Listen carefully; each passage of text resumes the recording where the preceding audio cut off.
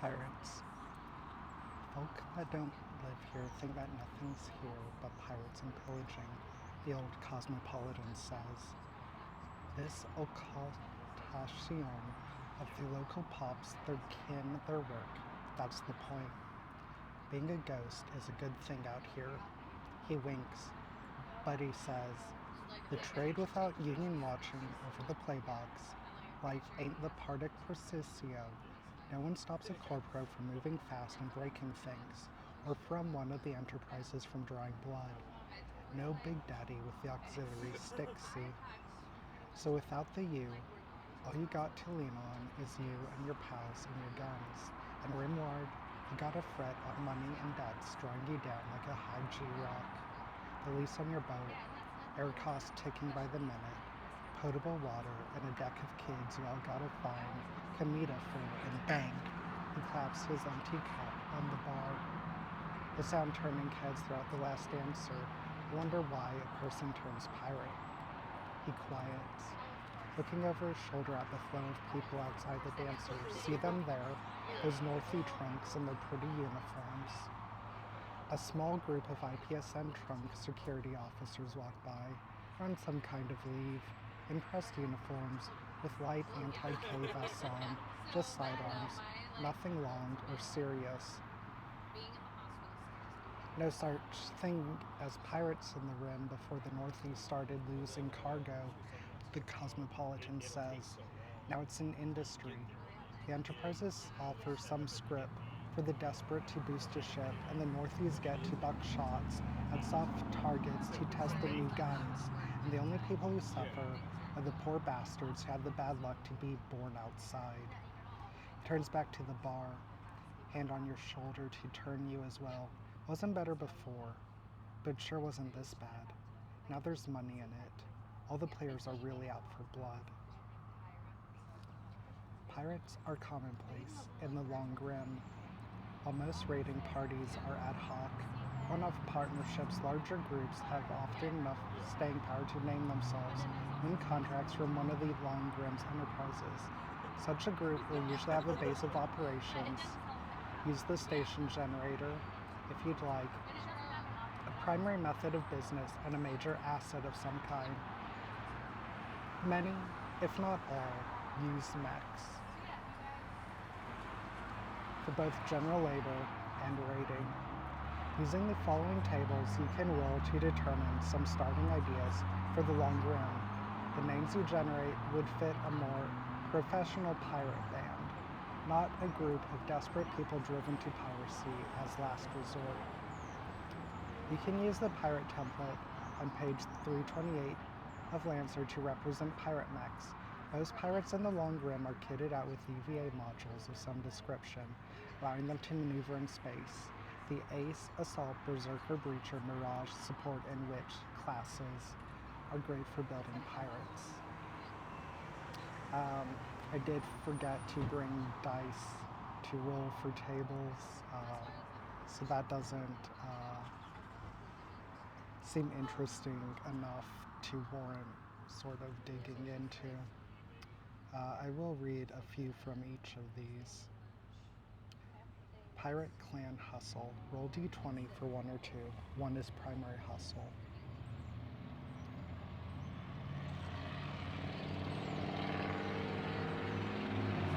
Horde. A rare type of group, constantly on the move. Hordes have no allies, but they may wield influence over cowed or oppressed populations that they command with threats of punishment. Hordes survive slowly by raiding stations and ships that they deem vulnerable and valuable. They typically grow by pressing captives into service or conscripting from local populations at gunpoint.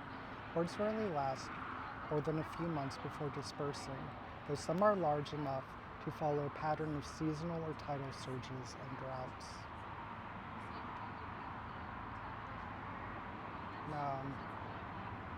The rest of these categories aren't really interesting enough to read. I don't think they're just sort of, what you'd expect. Main asset.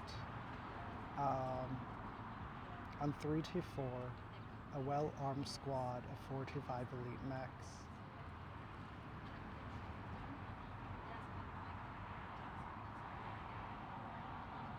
(9 to 10), an NHP that acts as a powerful advisor or de facto leader. Rare for the Rim, this NHP is maintained by a team of skilled technicians and grants a powerful advantage to its organization.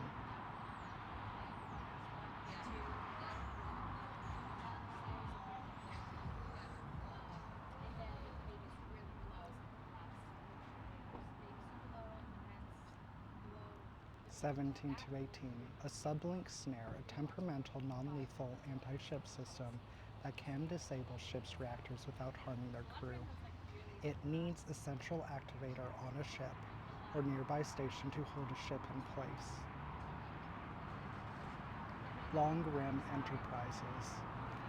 The old Cosmopolitan is well warmed now, in the middle of his talk on the Rim. If you aren't bought or stolen here, then a whole mess of reasons draws folks to and through the Rim, he says.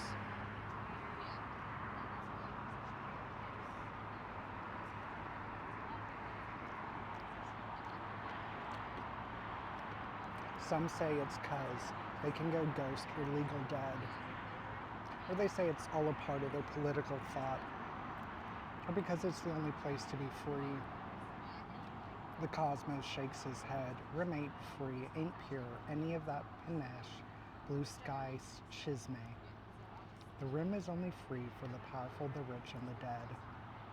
Everyone who come looking to live free or wind up here and think to start their fortune, they're just fodder. Falls silent. Unless they ain't. Unless they win small at first, but enough to script to get them a place. I got a friend. You start to win, you start to learn. You finna climb over a mountain with aspirantes if you want to see yourself stay on top. He fishes into a pocket of his flight suit, pulls out a sheaf of bills clipped together and tosses it on the bar, points to it. Enterprise script from the bastards who made it to the top of the mountain. Take it. Useless outside the Rim, but on the inside, enough of it will open any door. Enterprises are the closest entities along Rim has to governments. Most are managed by a single individual and their advisors. Though some of the enterprises in the Rim are run by councils, committees, or boards. Most are organized into syndicates of powerful families or councils of stations. The most powerful and the least numerous are structured under the command of a single charismatic leader, or structured as essentially controlled the much smaller analog to a corporate state. The Long Rim's enterprises, with some exception, are wholly oriented around policing and securing their areas of rimside space, managing and exploiting what the extractive industry is present, and running the markets and economies in their spheres of influence, formal, iteral, informal, and otherwise. The enterprises command varying strengths of loyal, or at least highly paid professional security forces, to make up gaps in their martial capacity via the employ of professional pirates. The following generation tables will help you name, build, and particularize the enterprises present in the Long Rim, detailing their strengths, persons, who your players may come into contact with, their economic and political power, and general disposition. Holdings. Other than its military strength and stations, what is the basis of an enterprise's power?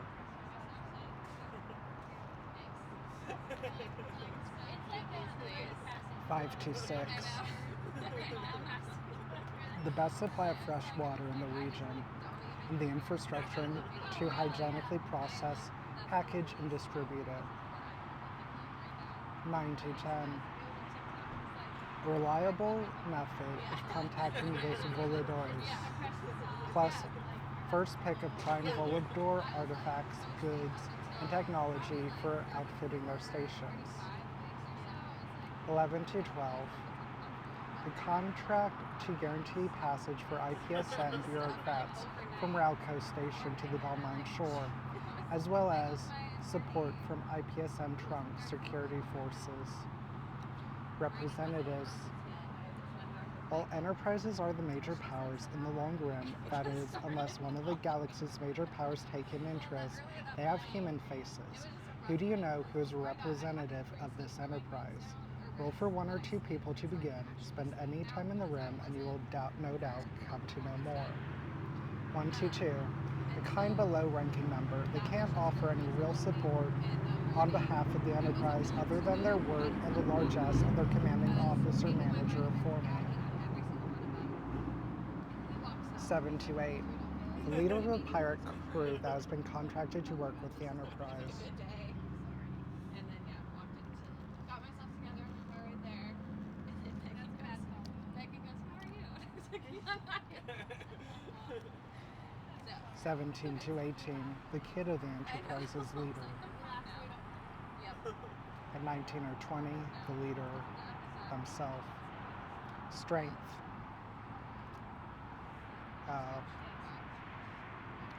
The first four options just seem to be,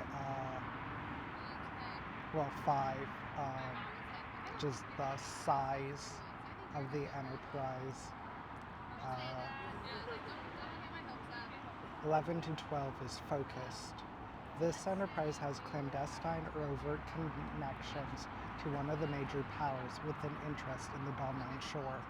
This legitimacy insulates it from some of the power's enforcement activities, provides marked economic benefits as well.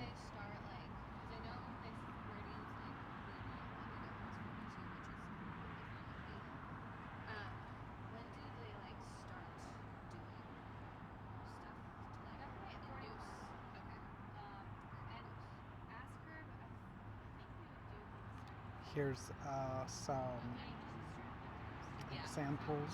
The Free Rim Association, strength middling, holdings reliable, means of, okay, we've read that one. Detail, the FRA is a pan-rim interest group organized across a network of free stations far from the main transit corridors of the rim. The FRA boasts a large membership, though their numbers do not always equate to political, economic, or martial strength. The FRA's population is by far and away the most impoverished of any of the rim's enterprises, and rife with infighting on account of their big station philosophy of anyone in, no one out. Contact. Her contact is Undersecretary Natam Chamorro, a middleweight bureaucrat with an ear to the ground. Loyal to their enterprise, they count you as a good friend and will do what they can to help you unless aiding you goes against the interests of the FRA. We'll skip the next one and go with the Sigil Group. Strength, focus, knowledge. Holdings, a collection of fabrication plants ready to produce GMS hulls, components, and parts for the right price. The enterprise can also procure licensed materials. The Sigil Group is a fabrication conglomerate headquartered on the Rauco side of the Long Rim. The primary station, Sigil 1 Rotunda, in fact, is commonly the very first stop that travelers make on their way across the rim. The Sigil Group's proximity to Rauco has allowed them to corner the rim's market on GMS products, and after some rebranding, the Sigil of the Sigil Group to become the most common single origin supplier in the rim. Contact. You're in good with Poppy at the PCH on the corner. This gets you an extra jalapeno on your chopped crate, sometimes with not much else. Still, it's an inn, and it's nice to know someone in the rim.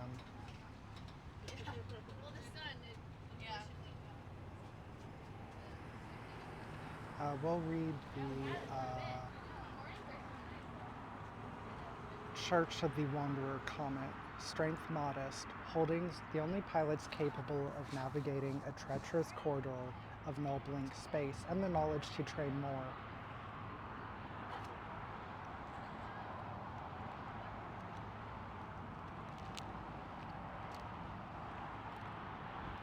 An itinerant order of nomads bound for Dawnline shore. It has been held up in the Long Rim for 3 decades now, as their ship was impounded and sold for parts by the 10 families.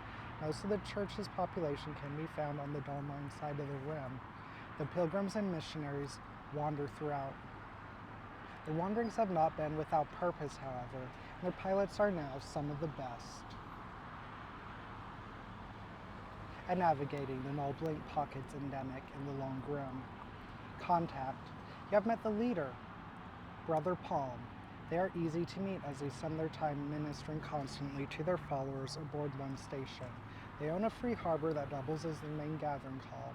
Brother Palm is a blisteringly charismatic preacher and will always grant you an audience, though holding his attention is a daunting task as he usually takes his meetings out on walks among the people. We'll read Greenfield Dynamics. They're focused with connections.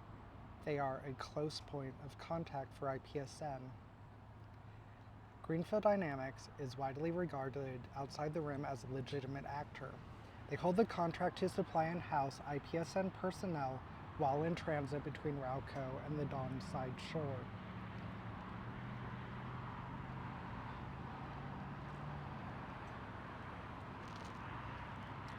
Greenfield Dynamics is widely regarded inside the rim as an intruder on account of their focus on providing service to people passing through the rim, even though they were founded and currently operate under the leadership of rim-born persons. GD is a primary owner and investor in many stations' harbors, supplying them with IPSN parts, hulls, systems, and maintenance. You know Deck Chief Rigoberto Linares Estrellas, the hangar manager of Angelito, a Greenfield Dynamic station midway across the rim. He's a gruff, practical, fiercely loyal rimside employee of GD, but took a liking to you and your flash kit. Keep him and his boys busy with repair and refitting. Don't knock the prices down for you account of the privilege on working such a high-tech machine.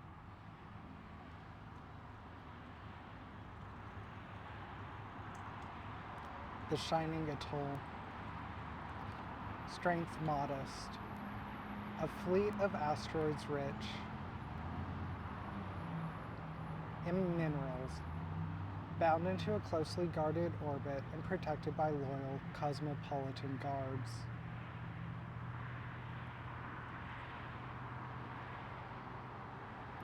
The Shining Atoll is an investment group that owns a titanic swath of rim space rich in rare and precious minerals. They hold authority over who gets to mine the region. The eponymous Shining Atoll, and as a result have an outsized influence on the politics and economy.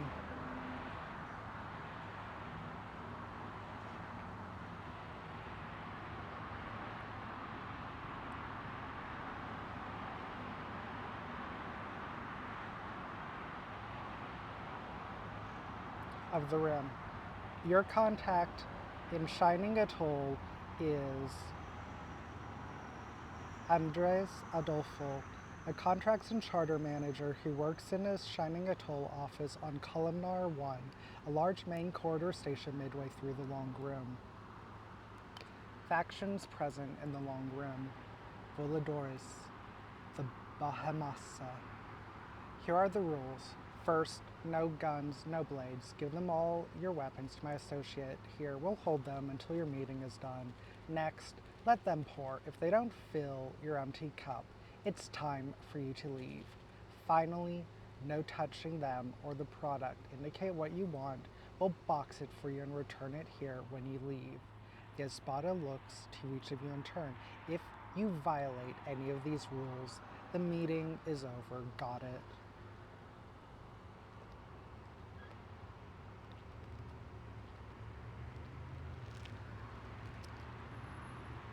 You look at the four Espadas in their Atlas suits. They ripple with metamuscles and K-weave plating. Dark integuments marked with unfamiliar saga lines. You raise your hands in acknowledgement. Good. The lead Espada smiles, revealing teeth formed from turquoise and electrum. Welcome to Bahamasa of High Ground. Perhaps because of the region's unique relationship to blink space, or perhaps for their own curious reasons, Los Voladores maintain a trade ship in the long rim, the Bahamesa. They've maintained this roaming outpost for a century now, arriving in shuttle proximity to stations without preamble. ready to meet and trade with locals and those in transit. The Rim's enterprises have learned not to interfere with Los Voladores' passage or their business. The traders travel with the complement of unparalleled Spari espadas who are more than a match for any force in the area. The Baja Mesa is welcome in any port in the Rim, with rare exception. A large vessel, the Baja Mesa, measures just under a kilometer wide and half as long again from fore to aft.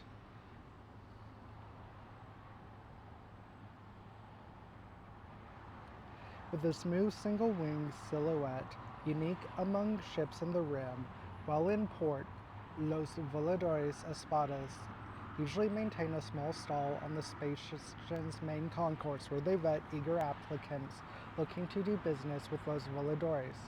If accepted, then the Spari will provide access to the Baja Mesa via their own skiff. If the player encounter and are granted an audience aboard the Baja Mesa, it will be their only meeting for the time being. Visitors to the ship are confined to 2 chambers.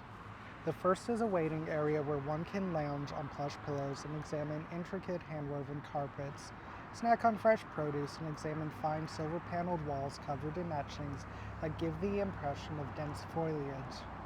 The other is the room in which they may meet Los Voladores, a circular chamber where 3 or 4, or sometimes as few as 1, but never more than 4, sit cross-legged before a wide low table, which they display their curiosities. Los Voladores speak through Spari Espada translator, who stands to their side with a silver pot and keeps the mugs filled with a gentleman tea as long as the meeting is going well. The only goods Los Voladores are willing to trade are the ones they offer. Los Voladores accept promises for future meetings as payment. As a GM, know that they expect more in return than the players think they're giving up. Once the meeting is concluded, clients are ushered back to the waiting room, where they will depart on the next skiff back to the station. If they have purchased any goods, they can expect to receive them the next day at the station. Horizon Collective, Long Rim Branch. The Horizon Collective maintains a hidden outpost and a number of cells in the Long Rim. Even with the anonymity the Rim offers, Horizon's principal operations must still be cloaked in secrecy. Its agents there work alone or in small teams, ideally under the cover of legitimate occupations.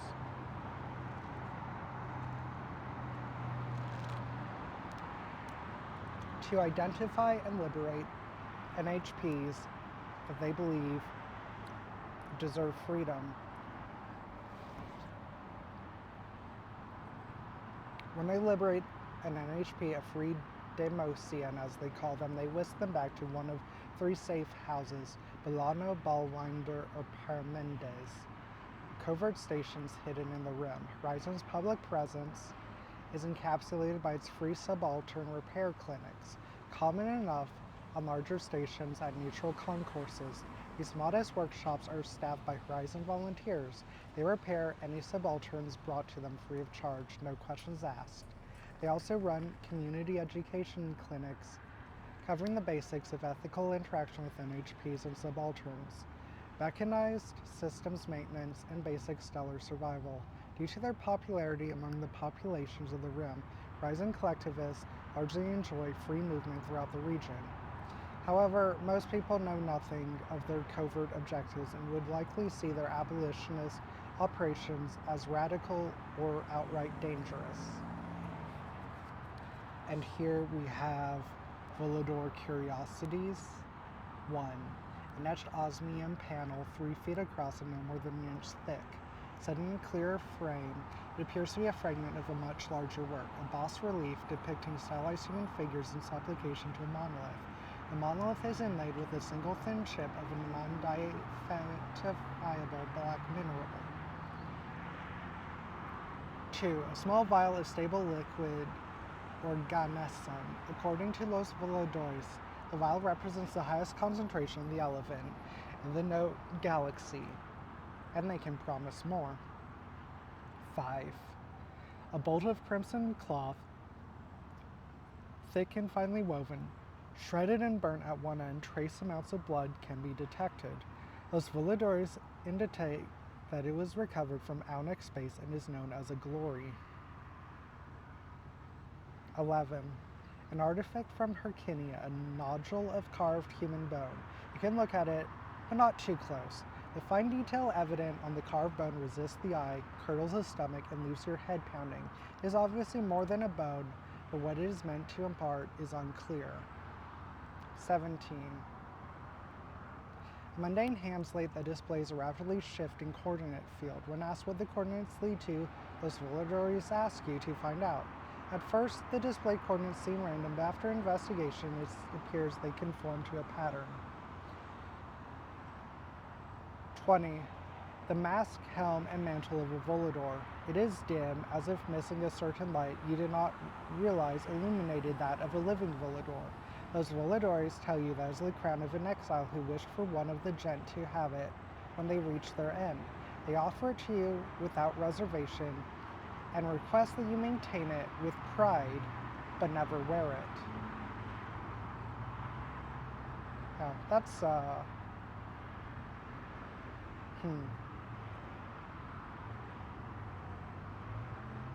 Well, I mean, I guess in an actual book, it would be the same spread.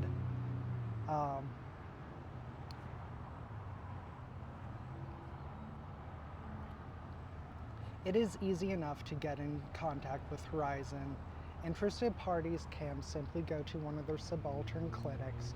Reaching the collective's covert leaders, though, and gaining access to one of the 3 safe houses is quite difficult without prior vetting or direct requests.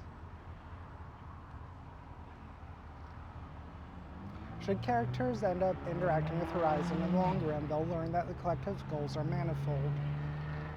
First, they want to establish a permanent safe zone for the handful of liberated Deimosians currently hiding in the 3 safe houses. The 2 Metatronics imagine Los Voladores might be one possible means to this end, but found them elusive. Second, in complicating their first goal, Horizon is being hunted by a network of cooperative Horus cells. When the players first encounter Horizon in the long rim, they'll find out they're reeling from a brazen attack by Horus on one of its subaltern clinics. They're working with the trusted corps of agents to devise a proper response. Some call for violence, while others urge to order all operative volunteers and sympathizers to go to ground. Meanwhile, as attacks and kidnappings of Horizon's activists continue, they think Horus might have an undercover agent in their organization. That's an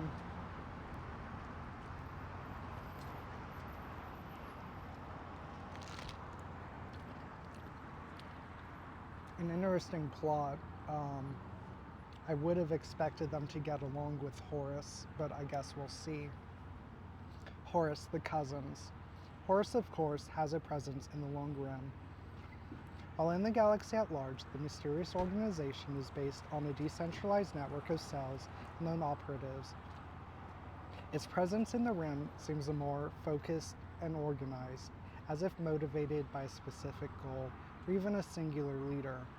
That characters can learn is precisely the case. The Horus presence in the Long Rim is organized through distributed and horizontal and overseen by a single leader, Gigi Uncle.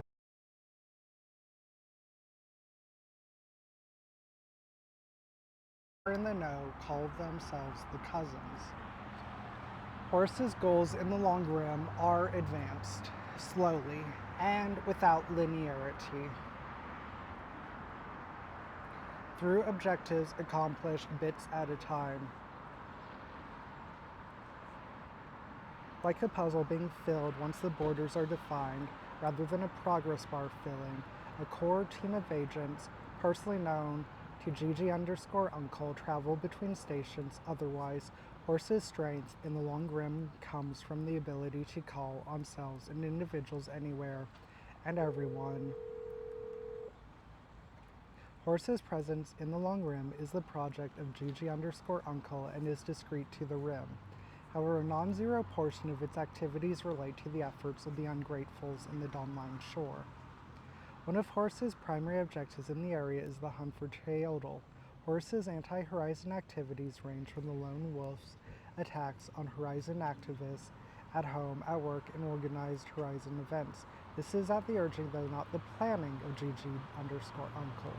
He wants to kill as many Horizon activists as possible and draw the group out into the open, ideally by provoking a violent response from Horizon. G_Uncle is sure that an open turf war would provide an opening to locate Horizon's main base, and thus its regional leader, who they know to be a free Deimosian, based on the lethal interrogation of a captured Horizon agent.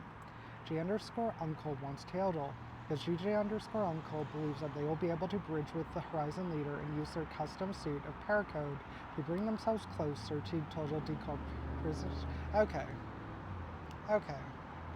I get it. So, okay, it's very personal ambition, not more philosophically motivated conflict here. You're not Dr. Braun, are you? No. Okay, thank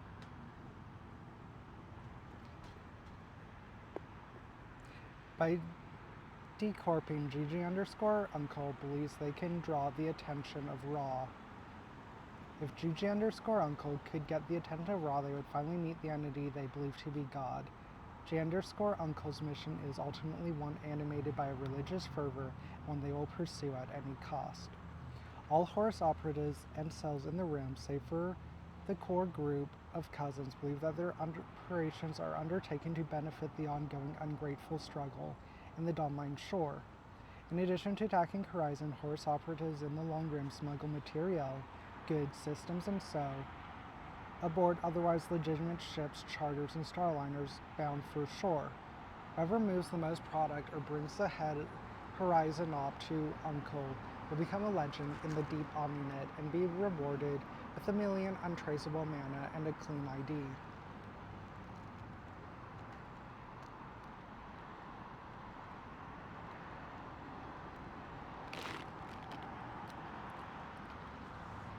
They believe the promise of mana, at least, to be true, as many have already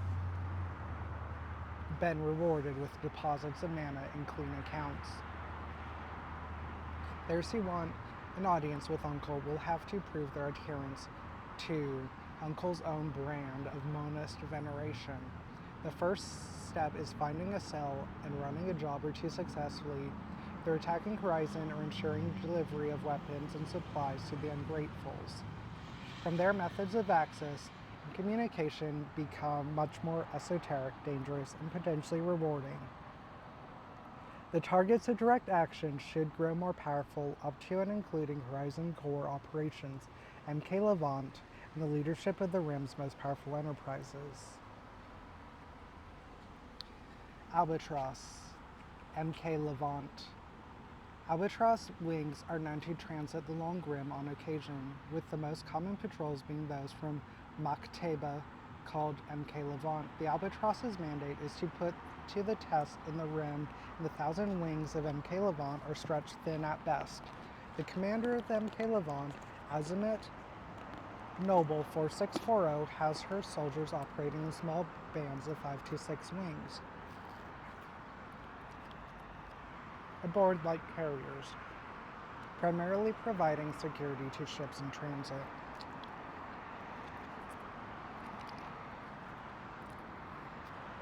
Nobel 4640 can be contacted aboard the MK Levant, a freestanding station at the core side end of the Rim.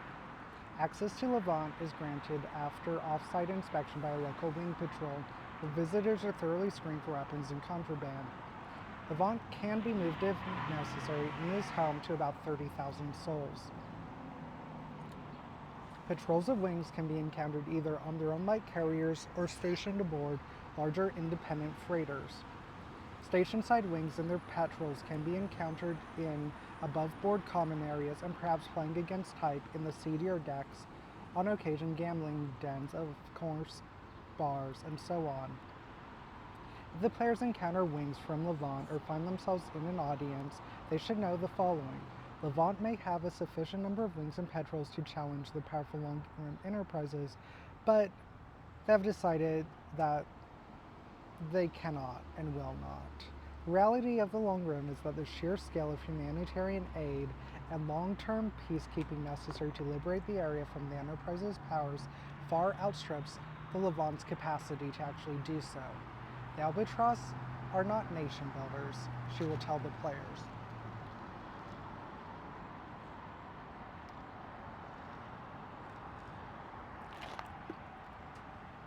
Without further support from Union or other Maktebas, Noble 464 has ordered her wings only to escort and assist ships in transit to and from the shore, and to help the people of the Rim where they can. She resists targeting the Enterprises for the reasons listed, but can be convinced to lend wings and petrels to any large-scale actions against pirates. IPSN Trunk Security Dawnline Transit Division. In a region ungoverned by Union's law, the body that passes most closely as a neutral arbiter is the Dawnline Transit Division of IPSN State Security Force. IPSN Trunk Security, although no clear-eyed auditor would agree, can be found on many of the large stations across the Rim, often moonlighting as private security when off the clock. On more official stations, the very largest or those affiliated with more reputable enterprises, Trunk Security acts as an impartial police force, mediating conflicts between locals, responding to petty crimes, acting as independent mediators, and so on.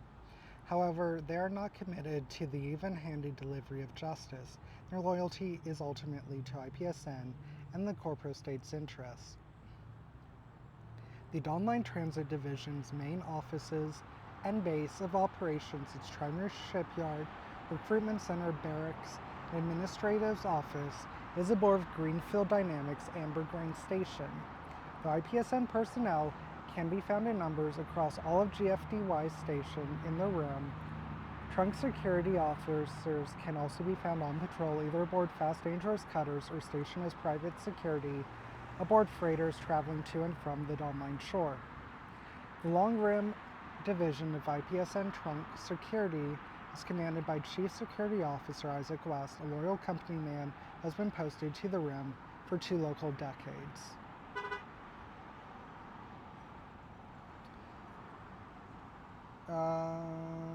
We might try and just really get through this really quick. Long Rim narrative actions. Gunfight and go diving. Can use a narrative play to make things a little more flavorful. Narrative actions work similar. Narrative actions are made by rolling a pilot check and add any relevant triggers or backgrounds. Gunfight. When you get into a one-on-one duel with someone, impromptu or planned, you may gunfight. Most formal duels in the Long Rim are to first blood, not to death, and you don't usually kill. Although that might depend on who you pissed off. Take someone out or show off triggers both apply. The player who takes this action decides who shot first, then rolls a skill check. A 9 or less, you miss your shot and choose one. You get shot, or you duck and weave.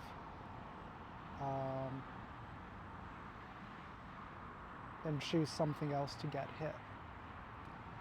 And if you shot first, the blame falls on you. If not, it falls on your opponent. On 10 to 19, you hit, dealing damage, and choose one from 9 or less. On 20 plus, you hit, dealing karma is established. If you shot first, your target doesn't get a chance to respond. If you didn't choose first, take karma is established. If the duel isn't over after 1 round and both parties are alive and willing, you may go through another round. Go diving. When you dive into the seedy underbelly of a station, you may go diving. You can use this action instead of get a damn drink. Survive, show off, and word on the street are all applicable triggers. Name what you're looking for, a good time, specific person's time's attention or aid, useful piece of information, or useful contact. In a 9 or less, you get what you're looking for and roll 2d20, re-rolling duplicates, picking up or losing 2 things from either of the tables below. 10 to 19, you get what you're looking for and roll 1d20. In a 20 plus, you get what you're looking for and roll 2d20, choosing one result and picking up or losing the associated thing. Can work backward after you roll your roll to figure out exactly what happened. Gain, what did you pick up? 1, a headache. 13, enormous debt. 20, a thick pack of stripped data planing packed densely with incredibly sensitive information.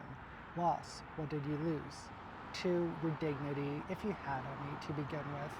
5, your sense of smell for the next few days. 8, about 2 or 3 days of subjective time. 10, all your hair, it'll grow back.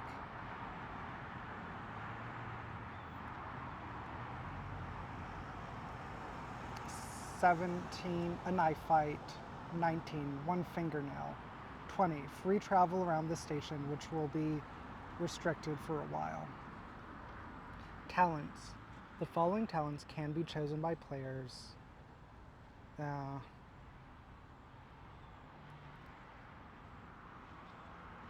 We'll go ahead and stop here. I had hoped to finish this today. I might be back on later tonight because I did want to finish this before the end of the month. If I'm not, I might do this tomorrow and will maybe do one of my smaller October openings that I had planned. But yeah, that is it for today. So we'll pick back up with talents